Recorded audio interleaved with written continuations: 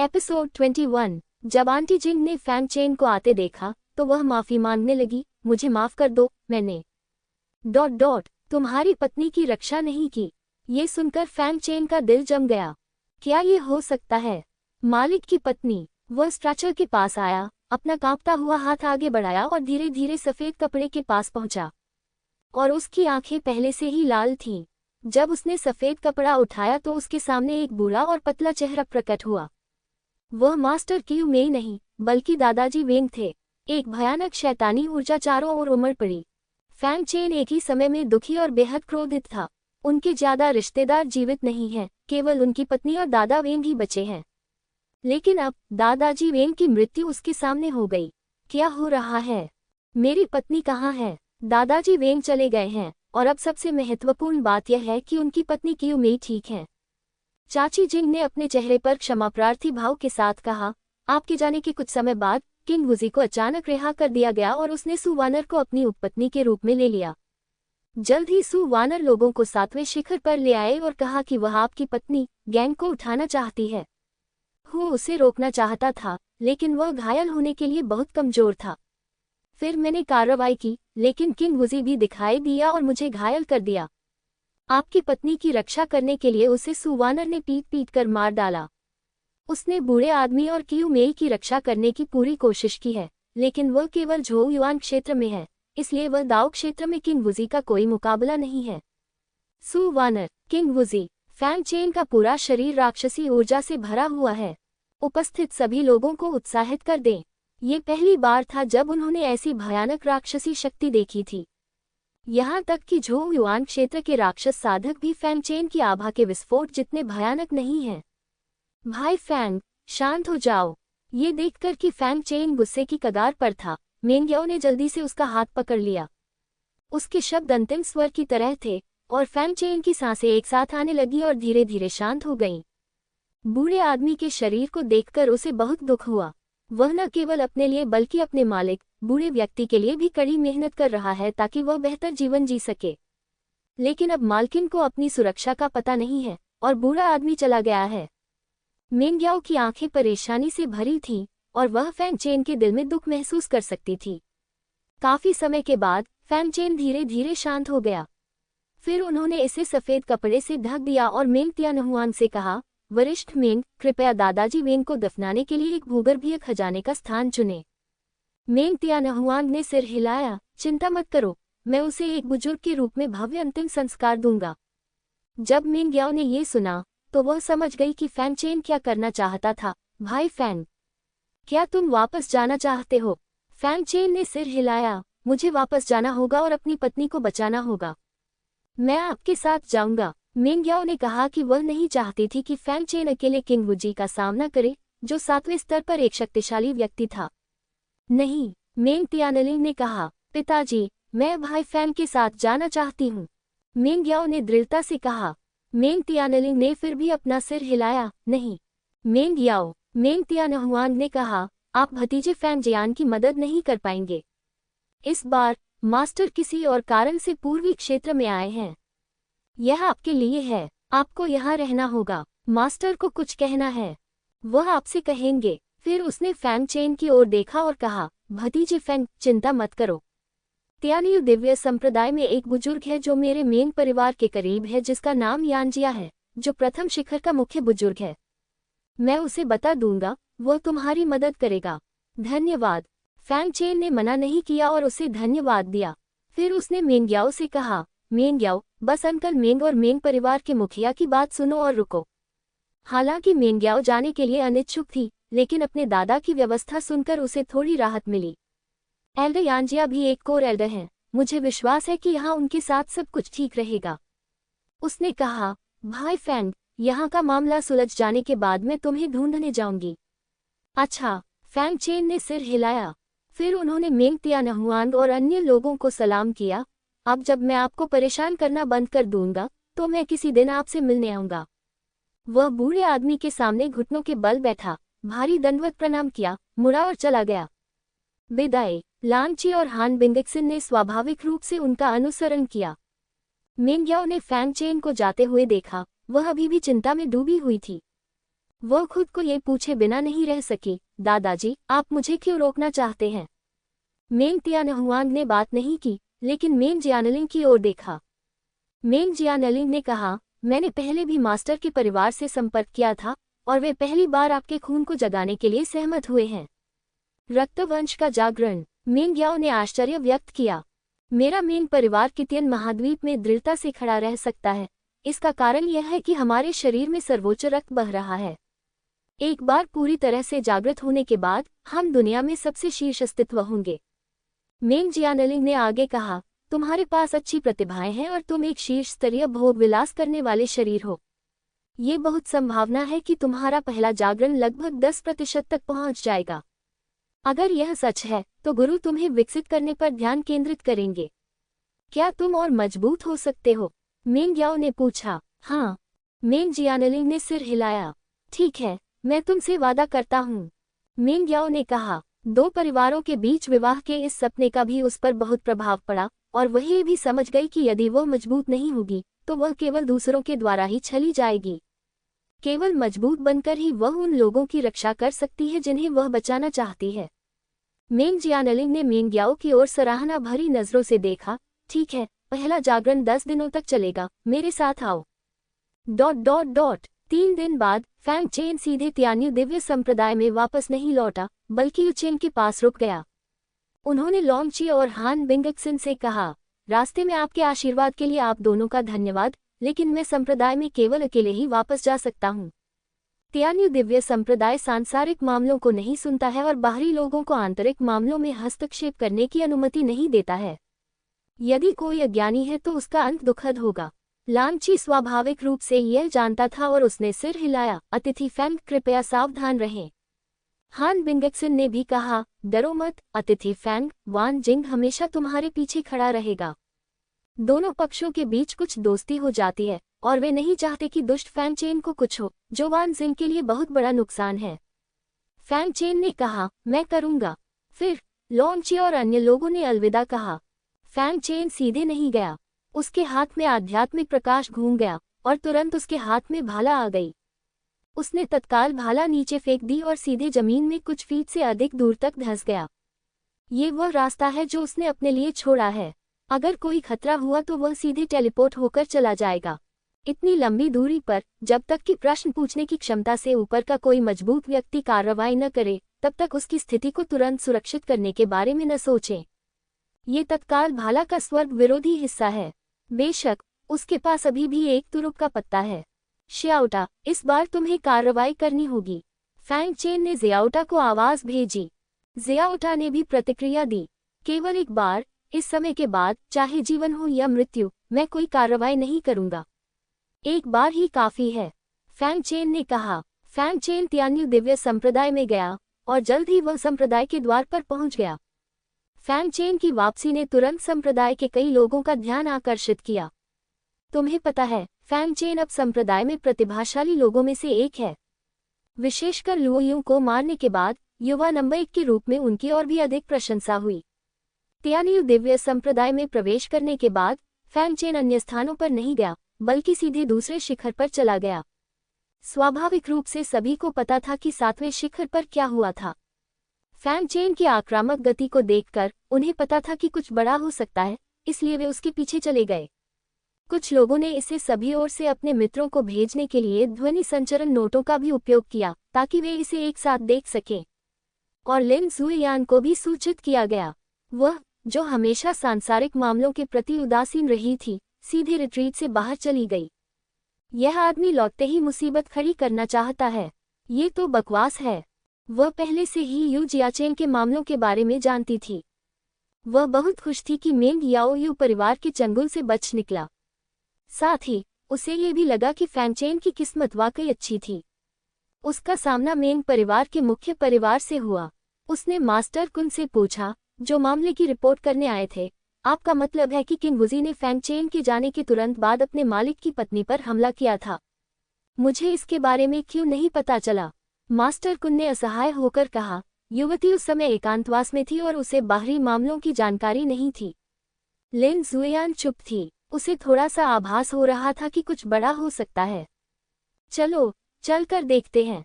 उसने कहा, हाँ मास्टर कुन ने सिर हिलाया। दोनों हवेली से बाहर निकल गए और बाहर से बहुत से लोग एक के बाद एक वहां पहुंचे। लिन जुएयान ने अपना रूप बदला और जल्द ही फैंग चेन को ढूंढ लिया जो दूसरे शिखर पर आ गया था। इस समय फैंग चेन ने आत्मा आकाश दानव नेत्र खोला और वह हवेली ढूंढ ली जहां सु वान थी। और वह हवेली जहां वह थी, लुओ युन का पिछला निवास स्थान था। ऐसा लगता है कि किंग वूजी ने सु वन को उपपत्नी के रूप में लेने के बाद सीधे उसे लुओ युन की हवेली दे दी। फैंग चेन को इन सब की परवाह नहीं थी। उसने ठंडी आंखों से अपने सामने स्थित हवेली को देखा और चिल्लाया, सु वान बाहर आओ। यह आवाज बहरा कर देने वाली है। ताताओ शैतानी ऊर्जा के साथ पीछे बैठे सभी लोग बहरे हो जाएं और प्रबुद्ध हो जाएं। उसी समय फैंग चेन की जन्मजात शक्ति का दूसरा स्तर सामने आया। पीछे खड़े सभी लोग हैरान रह गए। फैंग चेन वास्तव में जियानटियन क्षेत्र के दूसरे स्तर पर है। हे भगवान, कितना समय हो गया। मुझे लुओ युन से 3 महीने से भी कम समय पहले लड़ना पड़ा था।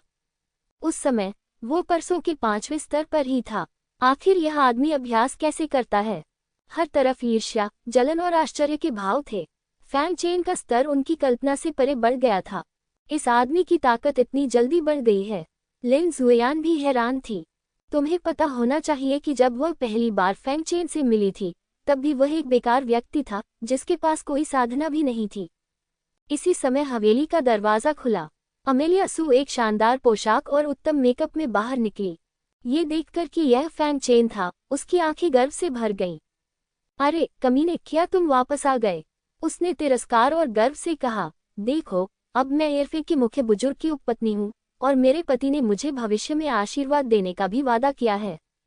तो क्या हुआ अगर तुम एक प्रतिभाशाली हो? मेरा भविष्य तुम्हारे जैसे कमीने के बराबर नहीं है। फैंग चेन उसकी बात सुनना नहीं चाहता था, इसलिए उसने ठंडे स्वर में कहा, मेरी पत्नी को सौंप दो। तुम्हारे मालिक की पत्नी? खिसियाओ। सु वानर ने तिरस्कार भरी मुस्कान के साथ कहा, क्या आपको लगता है कि वह बूढ़ी औरत अभी भी जीवित रह सकती है? वह बूढ़ी औरत काफी सक्षम है। चाहे मैं कितना भी जोर डालूं, वह त्यानयानगजी के खजाने को प्रकट करने से इनकार कर देती है। वह वास्तव में नहीं जानती कि कैसे जीना या मरना है। टकराना। जैसे ही ये शब्द निकले, फैंग चेन की सांस तेज हो गई। राक्षसी ऊर्जा सु वानर की ओर बढ़ गई। सु वानर का नाजुक शरीर कांप उठा और वह लगभग जमीन पर गिर पड़ी। फैंग चेन की आभा इतनी भयानक थी कि वह लगभग जमीन पर गिर पड़ी। लेकिन जल्द ही उसे अपनी पहचान का एहसास हुआ और वह चिल्लाई, तुम क्या कर रहे हो? अब मैं एल्डर किंग की उपपत्नी हूँ। अगर तुमने मुझे छूने की हिम्मत की तो तुम बुरी तरह मरोगे। फैंग चेन का चेहरा ठंडा था, उसकी आंखें लाल थीं और वह हत्या के इरादे से भरा हुआ था। तुम्हारी स्थिति चाहे जो भी हो, अगर मास्टर की पत्नी को कुछ हुआ तो तुम मर जाओगे। अगर मैं तुम्हें एक और मौका देता हूँ तो मास्टर की पत्नी कहाँ है? विस्मयादिबोधक चिन्ह। वह बहुत पहले मर चुकी है। सु वानर ने गर्व से फैंग चेन को देखा, जैसे वह किसी जोकर पर हंस रही हो। टकराना। अगले ही पल खूबसूरत अमेलिया सु सीधे उड़ी और दरवाजे से जोर से टकराए। उसके मुंह से कई बार खून निकला और इस प्रहार से वह गंभीर रूप से घायल हो गया। ... हर कोई स्तब्ध होकर ये दृश्य देख रहा था। उन्हें उम्मीद नहीं थी कि फैंग चेन वास्तव में कार्रवाई करने की हिम्मत करेगा।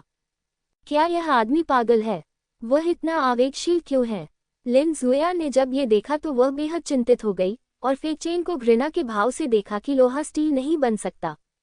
संप्रदाय के भीतर ऐसे नियम हैं जो मुख्य बुजुर्गों के परिवार के सदस्यों को समान सुरक्षा प्रदान करते हैं, भले ही वे संप्रदाय के सदस्य हों या नहीं। और सु वानर अब किंग वुजी की उपपत्नी और संप्रदाय की शिष्या है। इस लड़ाई ने किंग वुजी को कार्रवाई करने का मौका दिया। साहसिक बनो। सचमुच। एक क्रोधित चिल्लाहट गूंजी और कई युवा शिष्य सु वानर के सामने गिर पड़े। इससे जो आभा निकलती है वह पूरी तरह से जियानेटियन क्षेत्र के चौथे और 5वें स्तर की है। नेता एक लंबा नौजवान था।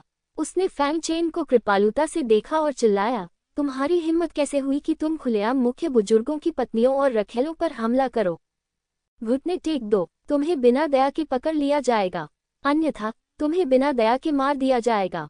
सु वानर को दर्द से उबरने में काफी समय लगा। फैंग चेन ने उसे नहीं मारा, वह अभी भी सु वानर से अपने मालिक की पत्नी के बारे में खबर लेना चाहता था। उसने फैंग चेन को क्रूरता से देखा और उन्मादपूर्ण तरीके से चिल्लाई, तुम कमीने। मुझ पर हमला करने की तुम्हारी हिम्मत कैसे हुई? तुम खत्म हो चुके हो, तुम मर चुके हो, मैं तुम्हें टुकड़ों में काट दूंगी। फैंग चेन की नजरें शुरू से अंत तक सू वानर पर हत्या के इरादे से टिकी थी।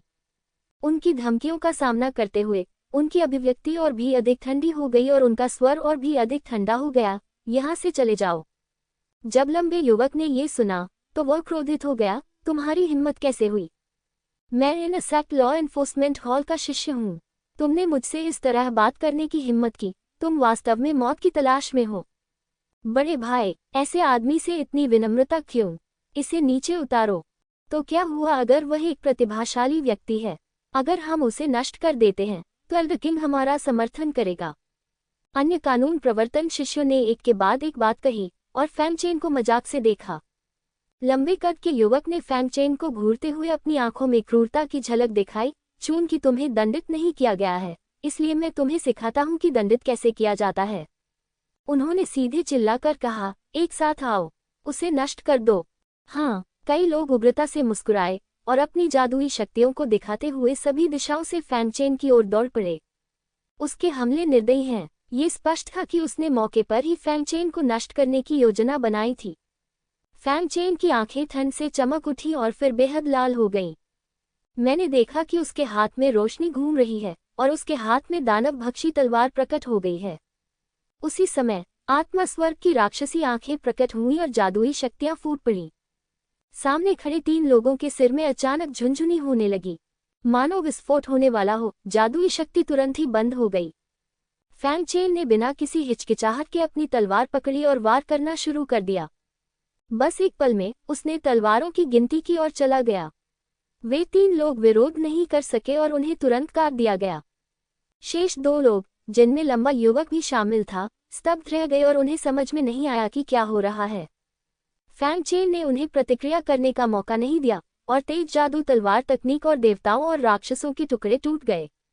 उन दोनों को मार डालो। अब उसकी तेज दानव तलवार तकनीक 6ठे स्तर पर पहुंच गई है और देवताओं और राक्षसों के टुकड़े भी पहले स्तर पर पहुंच गए हैं। उसकी अपनी ताकत और भयानक राक्षसी ऊर्जा के साथ मिलकर यह विस्फोट अत्यंत भयानक है। धमाक धमाक। लंबा युवक और दूसरा दोनों ही ज़ियानिटियन दायरे के 5वें स्तर पर हैं, लेकिन वह फैंग चेन की कई तलवारों का भी विरोध नहीं कर सका। वे सभी नुकसान में हैं। चाहे वे अपनी जादुई शक्तियों का उपयोग कैसे भी करें, वे फैंग चेन की तलवार से टूट जाएंगे। अंत में फैंग चेन ने तलवार का इस्तेमाल करके दोनों की सुरक्षा को तोड़ दिया, उन्हें उड़ा दिया। दोनों ने हवा में ही कई बार खून थूका, जमीन पर गिर पड़े और बेहोश हो गए। वे पांचों कई महीनों या आधे साल तक ठीक नहीं हो पाते। ये दृश्य देखकर पीछे बैठे सभी लोग स्तब्ध रह गए, उनके चेहरे अविश्वास से भर गए। युद्ध से लेकर अंत तक ये केवल कुछ सांसों तक ही चला, और इतने कम समय में फैंग चेन ने वास्तव में 5 लोगों के खिलाफ आसानी से जीत हासिल कर ली। तुम्हें पता है, फैंग चेन जनजात का पहला स्तर है। वे 5 लोग सभी चौथे या 5वें स्तर की साधना हैं। संप्रदाय में केवल सबसे दुष्ट प्राणी ही ऐसा कर सकता है। ये फैंग चेन, उसके पास पहले से ही प्रतिभाशाली लोगों की सूची में शामिल होने की ताकत है। लिन जुएयान को फिर से फैंग चेन ने गहरा सदमा दिया। क्या यह अभी भी वही फैंग चेन है जो खून से लथपथ, गंदा और पतित था? ये फैंग चेन पहली बार से अलग क्यों है? फैंग चेन ने उदासीन भाव से सू वान एर को देखा। सू वान एर को उम्मीद नहीं थी कि फैंग चेन इतना मजबूत होगा, लेकिन जैसे ही फैंग चेन ने उसकी ओर देखा, वह कांप उठी। जैसे ही वह कुछ धमकी देने वाली थी, फैंग चेन उसके पास आया और उसकी गर्दन पकड़ ली। आखिरी बार, मेरे मालिक की पत्नी कहाँ है? अगर तुम मुझे नहीं बताओगे तो तुम मर जाओगे। उसने सू वान के निरंतर संघर्ष की परवाह किए बिना ठंडे स्वर में पूछा। सू वान एर को अपनी गर्दन में दर्द और घुटन का एहसास स्पष्ट रूप से महसूस हुआ। उसकी आंखें भय से भरी थीं। उसे डर था कि फैंग चेन सीधे उसकी गर्दन तोड़ देगा। फैंग चेन का सवाल सुनकर उसने अब और कुछ भी छिपाने की हिम्मत नहीं की और कहा, हो सेन फेंग हो। बोल्ड। जैसे ही सू वानर बोलने वाली थी, एक दहाड़ सुनाई दी। प्रश्न पूछने के दौरान सांस लेने में भी डर लगता है।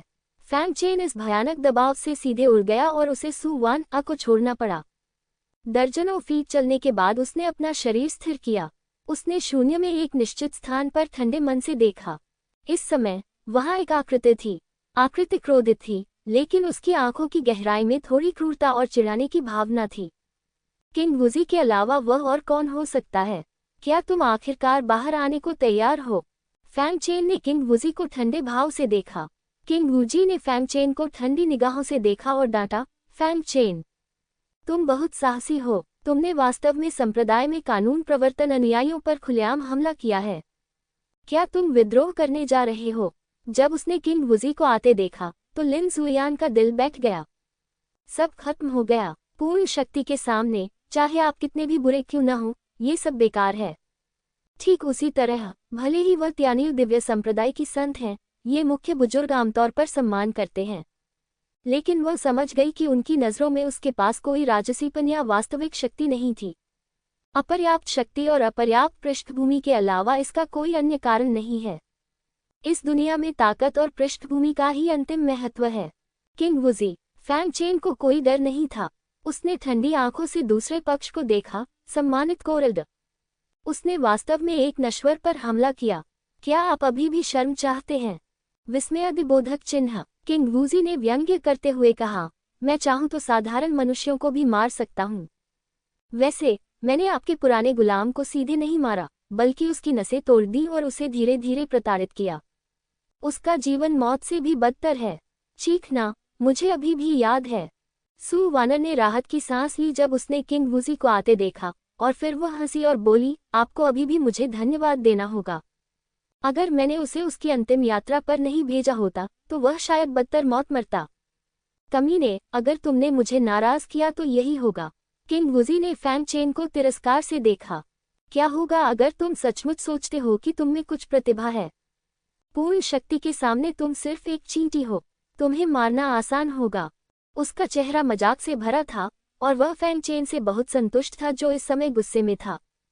फैंग चेन की आंखें तुरंत रक्त की तरह लाल हो गईं, उसकी नसें उभर आईं और उसके चारों ओर राक्षसी आभा भारी हो गई।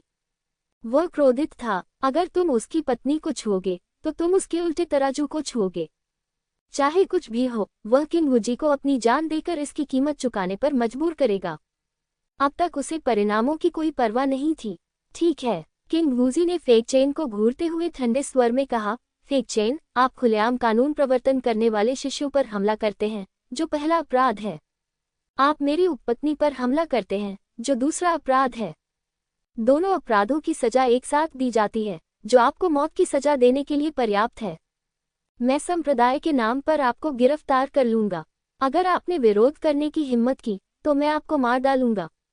जब पीछे बैठे सभी लोगों ने ये देखा तो कुछ लोगों को दुख हुआ, लेकिन अधिकतर लोग उसकी बदकिस्मती पर खुशी मना रहे थे। ये बच्चा मर चुका है। हे, एल्डर किंग को भड़काने के लिए तुम जो भी पाने के लायक हो वह तुम्हें मिलना ही चाहिए। एक शिष्य के रूप में आप नहीं जानते कि कैसे कम प्रोफाइल रखा जाए। ये सही है, भले ही आपकी स्वर्गीय दाव हड्डी छीन ली जाए, आपको कम प्रोफाइल रखना चाहिए और बदला लेने के लिए भविष्य में तब तक इंतजार करना चाहिए जब तक आप मजबूत न हो जाएं। आपको चुनना होगा कि आप कब सबसे कमजोर हैं। आप मरने के लायक हैं। किसी प्रतिभाशाली व्यक्ति की मृत्यु उनके लिए खुशी की बात है। आखिरकार कोई भी नहीं चाहता कि उस पर कोई कदम रखा जाए। फैंग चेन की तो बात ही छोड़िए, जिसे वे हमेशा से कमीना समझते आए हैं। लिन जुयान की आंखों में चिंता की चमक थी। वह नहीं चाहती थी कि फैंग चेन को कुछ हो। आखिरकार फैंग चेन ने उसकी मदद की थी, लेकिन वह समझ गई कि अगर वह आगे भी कदम बढ़ाएगी तो भी कुछ नहीं बदलेगा। जहां तक पान के बगल में मिस्टर कुन की बात है, तो वह सिर्फ झो युआन के दायरे में था और उसका कोई असर नहीं होगा। मास्टर और दूसरे शिखर मास्टर कार्रवाई नहीं करेंगे। इस समय एकमात्र व्यक्ति जो फैंग चेन को बचा सकता है वह उसका स्वामी, वर्तमान संप्रदाय का नेता है। या फिर यह यंग किंग जियान था, दूसरा शीर्ष नेता जिसने पहले फैंग चेन को बचाया था। लेकिन ऐसा प्रतीत होता है कि दोनों का कोई कार्रवाई करने का इरादा नहीं था। इससे लिन जुयान का दिल जम गया। क्या ऐसा हो सकता है कि उन्होंने अभी अभी एक प्रतिभाशाली व्यक्ति को इस तरह गिरते हुए देखा हो? मेंग याओ का अनुमान सही था। इस समय दूसरे शीर्ष नेता यंग किंग जियांग और त्यानिल दिव्य संप्रदाय के नेता दोनों वहां थे। यंग किंग जियांग ने फैंग चेन को उलझन भरी नजरों से देखा। उसके दिल में झिझक थी कि क्या कार्रवाई करनी चाहिए। उसके बगल में एक दुबला पतला बूढ़ा आदमी खड़ा था, जिसकी लंबी दाढ़ी, सफेद बाल और सफेद कपड़े थे। वह लगभग 2 मीटर लंबा था। ये व्यक्ति कोई और नहीं बल्कि तियान्यू दिव्य संप्रदाय का संप्रदाय नेता तोंगटियन है। यंग किंगजियांग की हिचकिचाहट को देखकर तोंगटियन ने कहा, क्या दूसरा शिखर मास्टर कार्रवाई करने जा रहा है? यंग किंगजियांग ने अपने बगल में बैठे तोंगटियन संप्रदाय के गुरु की ओर देखा और कहा, संप्रदाय के गुरु, मुझे बस ये चिंता है कि क्या ऐसा करने से संप्रदाय के प्रतिभाशाली लोगों के दिलों को बहुत अधिक ठेस पहुंचेगी। तोंगटियन ने हल्के से मुस्कुराते हुए कहा, तो क्या हमारा संप्रदाय पूर्वी दिव्य क्षेत्र में नंबर 1 संप्रदाय है? क्या उनके पास अन्य विकल्प हैं? हमारे तियान्यू दिव्य संप्रदाय में अब जो कमी है वह प्रतिभा की नहीं है, बल्कि किसी ऐसे व्यक्ति की है जो हमारे तियान्यू दिव्य संप्रदाय को उच्च स्तर पर ले जा सके। उन्होंने फैंग चेन की ओर देखा और कहा, इस लड़के में अच्छी प्रतिभा है। वह भविष्य में ताओवाद के क्षेत्र में एक महान गुरु बनने में सक्षम हो सकता है। लेकिन बस इतना ही, आखिरकार वह एक राक्षस साधक है, तुलना में निंगतियान, जो पहले से ही ताओवाद के शिखर पर है। शेन जल्दी से एक गुरु बन गया। उस समय हमारा तियान्यू दिव्य संप्रदाय अन्य डोमेन बलों के साथ प्रतिस्पर्धा करने में सक्षम हो सकता है, इसलिए क्या हुआ अगर हम इसके लिए एक राक्षसी प्रतिभा को छोड़ देते हैं? अगर मैं हस्तक्षेप नहीं कर सकता तो ये पहले से ही बहुत अच्छा है। यंग किंगजियांग ने हल्की सी आह भरी। निंगतियानचेन तीसरी चोटी का स्वामी था। वह पूरे वर्ष एकांतवास में रहे हैं और अभी कुछ समय पहले ही एकांतवास से बाहर आए हैं। जेल से बाहर आने पर उन्होंने सबसे पहला काम ये किया कि किंग वुजी को कानून प्रवर्तन कक्ष से रिहा कर दिया। यंग किंगजियांग इस बारे में कुछ नहीं कर सकती थी। हालांकि वह भी एक शीर्ष मास्टर थी, लेकिन वह एक नवागंतुक थी और निंगतियानचेन जैसे अनुभवी शीर्ष मास्टरों के बराबर नहीं थी। जहां तक दूसरे पक्ष द्वारा ऐसा करने का प्रश्न है, यंग किंगजियांग को कुछ हद तक समझ आ गया। इस व्यक्ति को फैंग चेन के मालिक तियानयांगजी के साथ कुछ शिकायतें थीं, लेकिन पहले तियानयांगजी बहुत चमकदार था और उसने उसे उकसाने की हिम्मत नहीं की। अब चूंकि तियानयांगजी मर चुका है, तो वह स्वाभाविक रूप से अपने शिष्य की पत्नी को मारकर उसका बदला लेगा। उसने फैंग चेन को देखा और अपने दिल में हल्की सी आह भरी। फैंग चेन, इस बार तुम केवल अपने आप पर भरोसा कर सकते हो। दूसरी ओर मेंग त्यानहुआन द्वारा उल्लिखित बुजुर्ग यांजिया भी आ गए। वह शून्य में इस दृश्य को देख रहा था। उसके हृदय में मिश्रित भावनाएं थीं। ओह, मेंग त्यानहुआन ने मुझे इस बच्चे की रक्षा करने के लिए कहा था। अगर सिर्फ किंग वुजी ही उसकी जान चाहता होता तो यह आसान होता, लेकिन किंग वुजी के पीछे कोई है और वह व्यक्ति ऐसा नहीं है जिसे मैं भड़का सकूं। ये काम सिर्फ तुम ही कर सकते हो। बहुत बहुत धन्यवाद। उसका भी कोई इरादा नहीं था कार्रवाई करने का, और इस बार वह केवल फैंग चेन पर ही भरोसा कर सकता था। ... भाड़ में जाओ। किंग वुजी ने फैंग चेन को तिरस्कार से देखा और उसे एक हाथ से पकड़ लिया। शून्य में एक विशाल हरे रंग का जैड हाथ दिखाई दिया। फैंग चेन की ओर लपका। उसी समय दूसरे स्तर के भयानक दबाव ने फैंग चेन पर दबाव डाला। वह हिल नहीं सका। तुम इसके लायक हो। बाकी लोग भी खुश हो रहे थे। केवल फैंग चेन ने बिना किसी डर के शांति से उस विशाल हाथ को देखा। छोटा टावर, उसने कहा। अगले ही पल वह छोटा टावर डेंटियन से गायब हो गया और उसकी चेतना के सागर में प्रकट हो गया। छोटे से टावर से एक रहस्यमय ऊर्जा निकली और चेतना के समुद्र से उसके शरीर के सभी हिस्सों में फैल गई। फैंग चेन ने कराहते हुए कहा, यह ऊर्जा इतनी जबरदस्त थी कि वह भी मुश्किल से इसका सामना कर सकता था। सौभाग्य से छोटे टावर को पता था कि उसकी सीमा कहाँ है, और जब वह गिरने वाला था तो उसने ऊर्जा संचरण रोक दिया, जिससे वह विस्फोट होने और मरने से बच गया। और जब ऊर्जा पूरी तरह से फैंग चेन द्वारा अवशोषित कर ली गई तो उसकी सांस अचानक बढ़ गई। उसके शरीर पर मौजूद प्राप पैटर्न उसके शरीर में व्याप्त हो गए। यद्यपि उसके राज्य में कोई सुधार नहीं हुआ, फिर भी उसे अजेय होने और एक तलवार से दुनिया को नष्ट करने का एहसास हुआ। किंग वुजी, जो अभी तक पहाड़ जितना शक्तिशाली दिख रहा था, अब उसकी नजरों में चींटी जितना छोटा लग रहा था। इस समय फैंग चेन को लगा कि वो तलवार दानव था, असली राक्षस। किंग वू की क्रूर और तिरस्कारपूर्ण मुस्कान धीरे धीरे ठोस होती गई और जल्द ही गायब हो गई। उसने पाया कि फैंग चेन की आभा बदल रही थी। हालांकि उसकी ताकत वही रही, लेकिन उसने उसे अपनी आत्मा की गहराई से धमकी और डर दिया। अप्रत्याशित, पहले चींटी जैसा होने का एहसास एक पल में गायब हो गया और एक पहाड़ में बदल गया जिस पर वह चढ़ नहीं सकता था। इस बच्चे के साथ कुछ गड़बड़ है। हमें इसे जल्द से जल्द सुलझाना होगा। किंग वुजी की जानलेवा मंशा बढ़ गई और वह दहाड़ उठा और हरे जैड हाथ की शक्ति 70% बढ़ गई। जब ये तार गिर गया तो जियानटियन क्षेत्र की बात तो दूर, यहाँ तक कि अगर झोंगयुआन क्षेत्र भी आ गया तो कोई रास्ता नहीं होगा। जब सभी ने ये दृश्य देखा तो उन्होंने सोचा कि फैंगचेन निश्चित रूप से मर जाएगा। टकराना, हरे जैद हाथ थप्पड़ मारा। भयानक तेज आवाज से धरती हिल गई, यहाँ तक कि दूर खड़े लोगों के भी चेहरे बदल गए। क्या ये दाओ राज्य की भयानक शक्ति है? ये बहुत डरावना है। वह आदमी मर चुका है। बकवास, ऐसे आघात से कौन बच सकता है? सभी ने सोचा कि फैंगचेन निश्चित रूप से मर चुका है। हाँ, वह कमीना अंततः मर गया। सु वान र बहुत उत्साहित थी। लुओ युन को मारने की हिम्मत किसने की? उसके ऊपर चढ़ने के कदमों को प्रभावित करना। सबसे घृणित बात तो यह है कि उसने उसे अस्वीकार करने का साहस किया। वह कौन है? उसने उसे अस्वीकार करने की हिम्मत की। वह वास्तव में नहीं जानता कि उसके लिए क्या अच्छा है, लेकिन अगले ही पल उसकी मुस्कान गायब हो गई। न केवल वह, बल्कि वहां उपस्थित सभी लोग ऐसे ही थे। फैंगचेन ने अपना हाथ बढ़ाया और उसे नीचे पटक दिया। टकराना, एक पल में अत्यंत शक्तिशाली हरा जैड हाथ टूट गया, शून्य में बदल गया। आह! किंग वुजी अचानक चिल्लाया। हरे जैड हाथ के टूटने के साथ उसका हाथ भी टूट गया। सभी लोग स्तब्ध होकर ये दृश्य देख रहे थे। कई लोगों ने अपनी आंखें रगड़ी और महसूस किया कि उन्होंने गलत देखा था। कुछ लोग ये सोचकर अपना सिर पीटने लगे कि यह एक सपना था। फैंगचेन ने वास्तव में एक हथेली से किंग वुजी के जादुई हमले को तोड़ दिया और उसका एक हाथ अपंग हो गया। ये कैसे हो सकता है? देखो, उसके साथ क्या हो रहा है। तभी सभी ने देखा कि फैंगचेन अभी से थोड़ा अलग था। उसका पूरा शरीर बहते हुए खून से लथपथ था और उसका पूरा शरीर खून से लथपथ आदमी जैसा लग रहा था। आंखें ब्लैक होल की तरह हैं, जो लोगों को अनंतता का एहसास कराती हैं। यद्यपि उसके शरीर पर स्पष्ट रूप से कोई सांस नहीं थी, फिर भी उसने उन्हें विश्व को नष्ट करने वाला भय दिया। डरपोक व्यक्ति को अपने पैरों में थोड़ी कमजोरी महसूस हुई और वह सीधा जमीन पर गिर पड़ा। क्या हो रहा है? फैंगचेन ऐसा कैसे हो गया?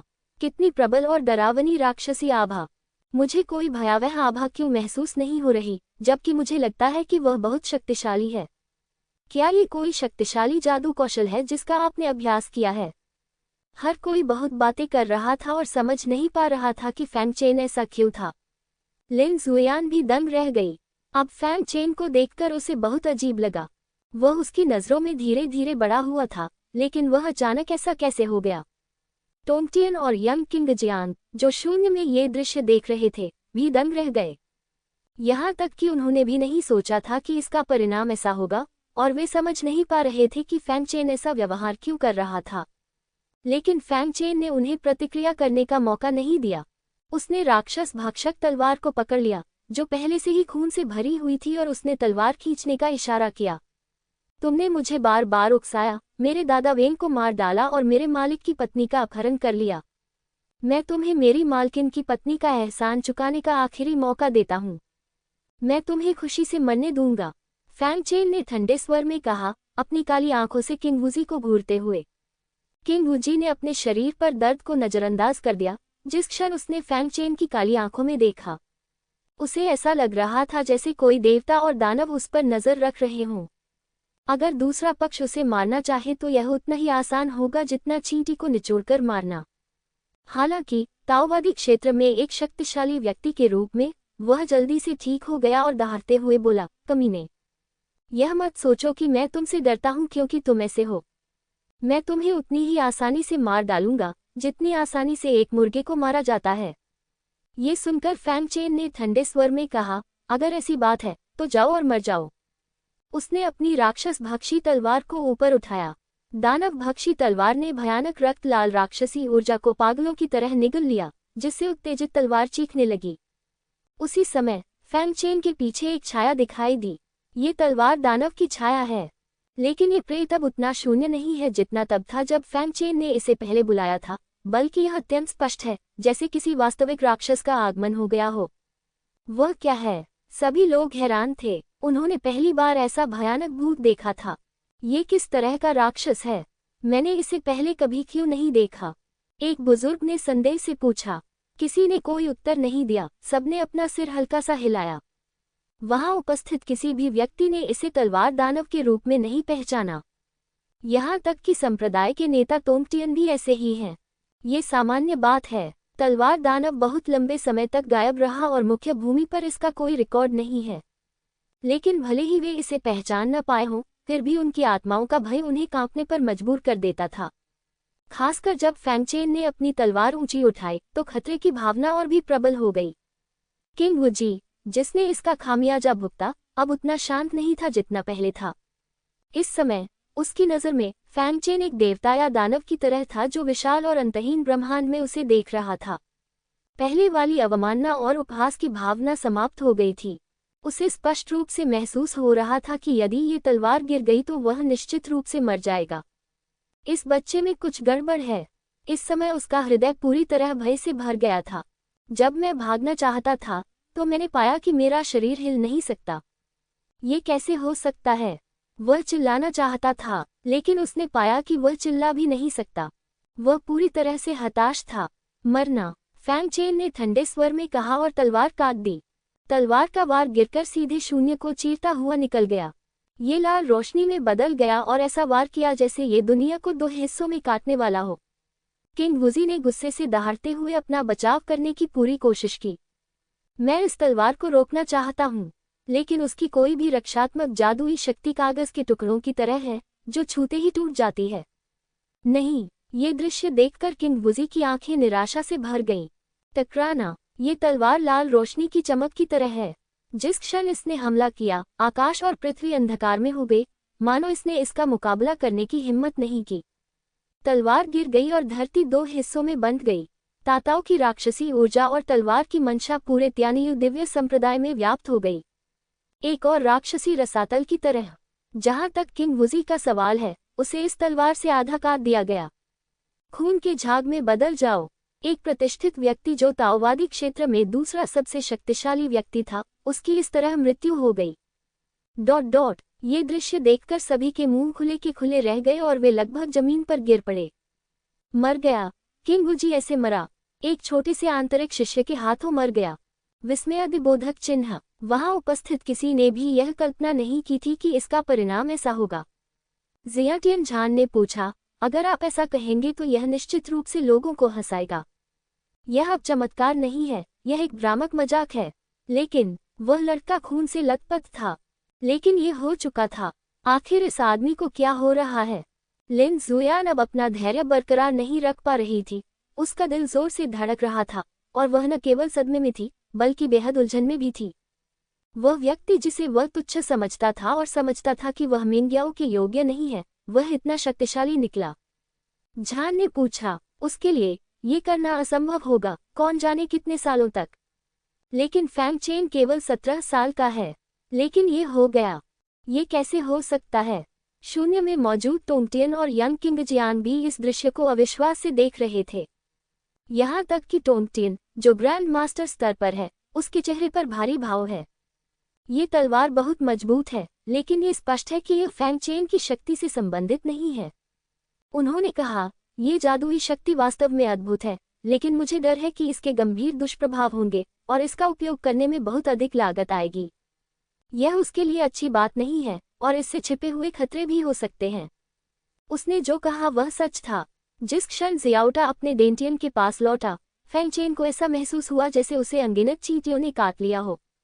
जब उसने तलवार दानव का खून पिया था, तब की तुलना में उसका दर्द कई गुना अधिक तीव्र था, और वह लगभग बेहोश होकर जमीन पर गिर पड़ा। लेकिन वह जानता था कि अब वह बेहोश नहीं हो सकता। एक बार वह बेहोश हो गई, तो उसे बचाना बहुत मुश्किल है। अपना सिर घुमाकर फैंगचेन खून से लथपथ सू वानर की ओर चला। बताओ, मालिक की पत्नी कहाँ है? यह आखिरी मौका है। उसकी आवाज भारी हो गई थी, मानो वह किसी भी क्षण बेहोश हो जाएगा। लेकिन वह अपने मालिक की पत्नी को बचाने के लिए अपनी इच्छाशक्ति पर भरोसा करता रहा। ये भयानक इच्छाशक्ति दाओ दाओ की इच्छाशक्ति से ज्यादा खराब नहीं थी। सू वान अब पहले से ही भयभीत थी और कांप रही थी। फैंगचेन की बातें सुनने के बाद वह अब उतनी घमंडी नहीं रही जितनी पहले थी, और जल्दी से बोली, हो गई, हो गई, क्या साहस है। लेकिन इससे पहले कि वह बोलना समाप्त करता, एक मजबूत आवाज सुनाई दी। अगले ही पल एक मजबूत कद काठी वाला अधेड़ आदमी खाली जगह को चीरता हुआ बाहर चला आया।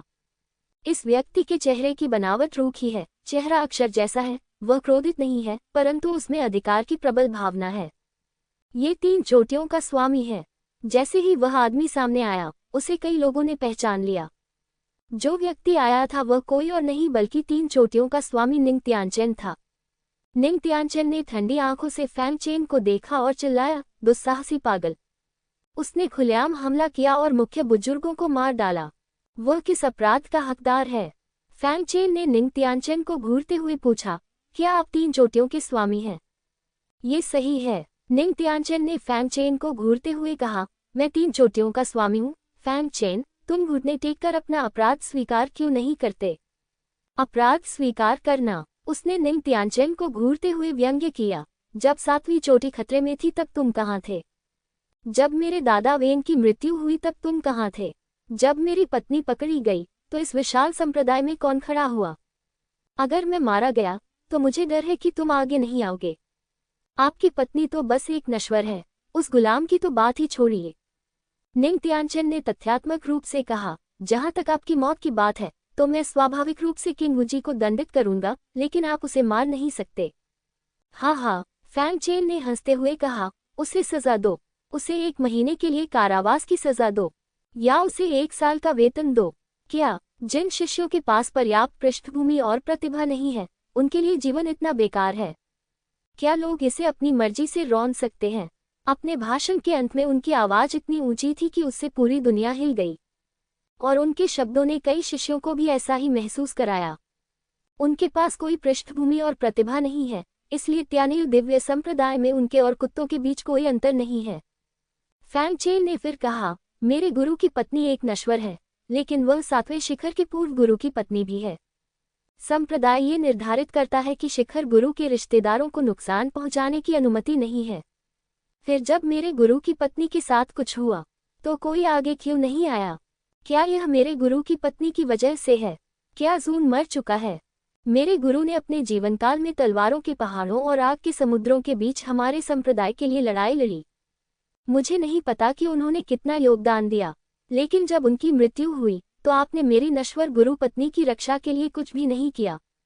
ये स्पष्ट रूप से आपके लिए एक छोटा सा प्रयास है। फैंग चेन के मुंह से कई बार खून निकला और उसके शरीर के अंदर की चोटें और भी गंभीर हो गईं। यहाँ तक कि कई उच्च स्तरीय उपचार गोलियां लेने से भी कोई प्रभाव नहीं पड़ता। और उनके शब्दों ने एक बार फिर पूरे श्रोतागण को चुप करा दिया। निंग तियानचेन ही एकमात्र व्यक्ति था जिसने उपहास किया, तो क्या हुआ अगर तुम्हारे गुरु ने उस समय महान उपलब्धियां हासिल की थीं? वो सब अतीत की बात है, लेकिन तुम वूजी को नहीं मार सकते, तुम्हें मार दिया जाना चाहिए। फैंग चेन ने उसे घूरकर देखा और बुरी तरह हंसा। अब तक केवल संप्रदाय के शीर्ष अधिकारी ही आगे आए हैं, और वे संप्रदाय की पसंद को समझते हैं। पहले उसके मन में अभी भी त्यान्यू दिव्य संप्रदाय के प्रति कुछ पुरानी यादें और उम्मीदें थीं, लेकिन अब वह त्यान्यू दिव्य संप्रदाय से पूरी तरह निराश हो चुका है। ऐसे संप्रदाय में क्या छूट सकता है? शून्य में यंग किंग जियांग ने आकाश की ओर देखा, उसके चेहरे पर थोड़ी सी हिचकिचाहट देखने की उम्मीद में, लेकिन टोंगटियन की अभिव्यक्ति शांत और उदासीन बनी रही। ये देखकर यंग किंग जियांग ने धीरे से आह भरी, ये जानते हुए कि टोंगटियन ने शिष्य के रूप में फैंग चेन को पूरी तरह से छोड़ दिया था।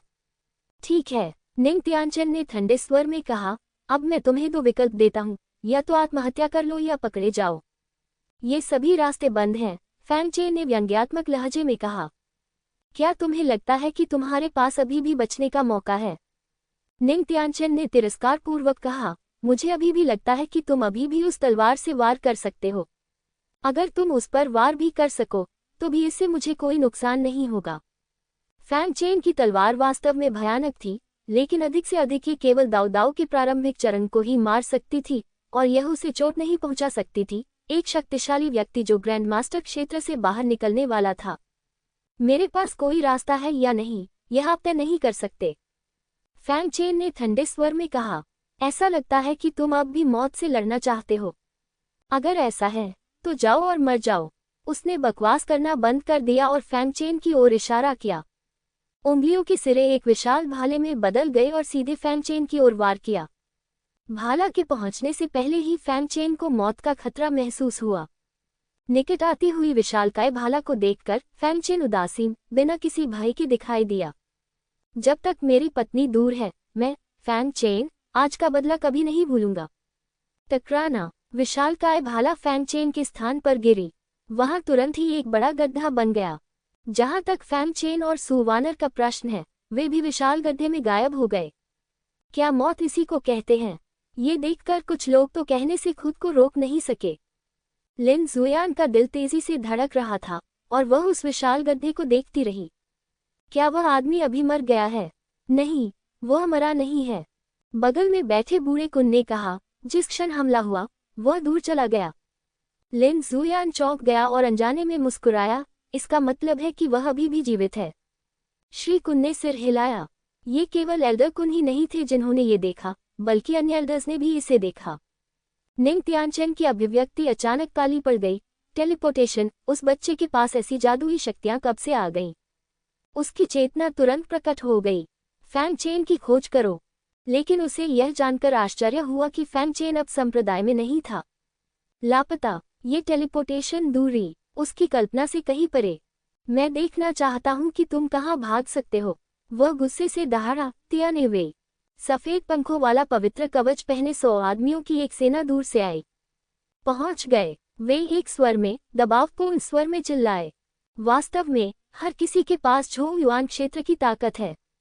संप्रदाय के गद्दार को पकड़ो, चाहे जान हो या मौत।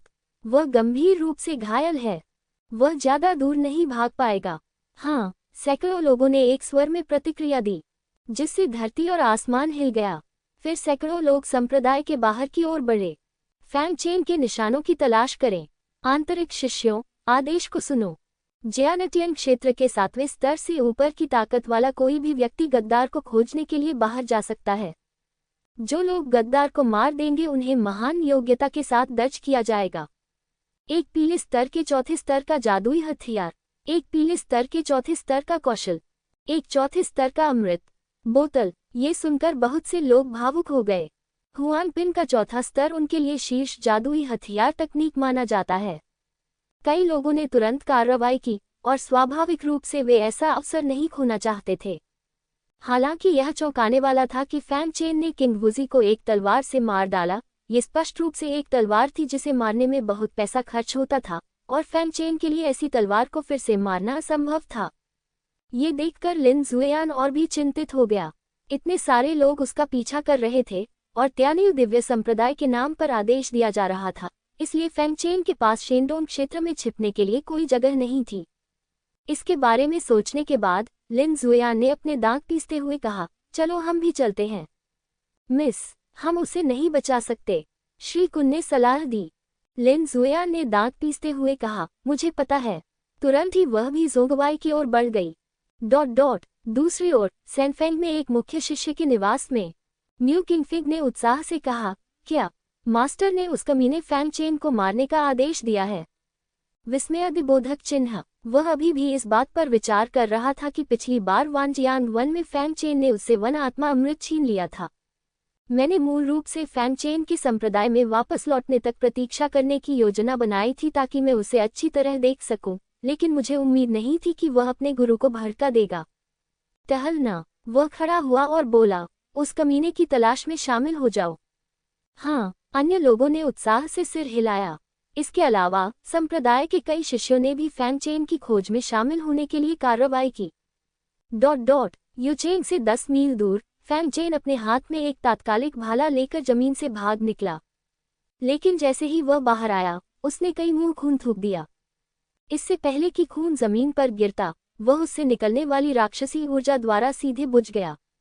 हालांकि जियाओटा के पीछे की तलवार शक्तिशाली थी, लेकिन उसने फैंग चेन को भी बहुत नुकसान पहुंचाया। सौभाग्य से जियाओटा ने अपनी शक्ति को केवल इतना नियंत्रित किया कि वह किंग वुजी को मार सके, अन्यथा यदि वह अधिक शक्तिशाली होता तो फैंग चेन की मृत्यु हो जाती। एक शॉट लेने के बाद जियाओटा अब और कोई शॉट नहीं लेगा और उसके पास कोई तुरुप का पत्ता भी नहीं है। बिना किसी हिचकिचाहट के वह अपने शरीर पर लगी चोटों की परवाह किए बिना एक दिशा में भाग गया। टेलीपोर्टेशन उन लोगों की आंखों को नहीं छिपा सकता। मुझे डर है कि उन्होंने इस समय मेरा पीछा करने का आदेश जारी कर दिया है। मुझे जितना संभव हो सके भाग जाना चाहिए। अगर मैं पकड़ा गया तो मैं निश्चित रूप से मर जाऊंगा। उसने मन ही मन सोचा।